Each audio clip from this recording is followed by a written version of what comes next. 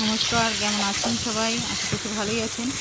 আজকে আমি আপনাদেরকে দেখাবো যে আমি এই গত 2.5-3 মাস ধরে যে অসুস্থ হয়ে আছি, তার জন্য যে সবজিগুলো দিয়ে আমার নিজের জন্য তরকারিটা বানাই, সেই সবজিগুলো দিয়ে কীভাবে তরকারিটা বানাই সেইটাই আপনাদের সঙ্গে আজকে দেখাবো। দেখুন, এর জন্য আমি নিয়ে নিয়েছি ডুমো ডুমো করে গাজর, বিনস, ক্যাপসিকাম, পেঁপে, আলু আর একটা ছোটো টমেটো কুচি কুচি করে এর মধ্যে দিয়ে দিয়েছি।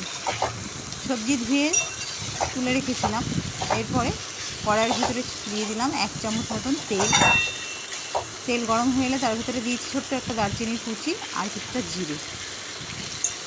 এবার সবজিগুলো তেল গরম হয়ে গেলে, দারচিনি জিরে গরম হয়ে গেলে ধুয়ে রাখা সবজিগুলো এর ভিতরে দিয়ে একটু ভাজাভাজি করে নাড়ানাড়ি করে ভেজে নিয়ে একটু মজি যখন ঢাকা দিয়ে একটু সবজিগুলো একটু ভেজে নিয়েছি।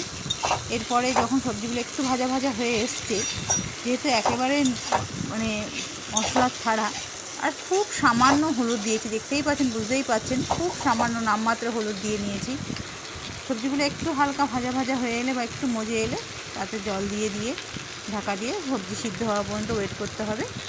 এবং দুবেলা দুটো সকালে এবং বিকেলে দুবেলার জন্য দু পিস মাছ ভেজে রাখা থাকে আমার, বা ভেজে নিয়ে এই সবজির মধ্যে দিয়ে দিই।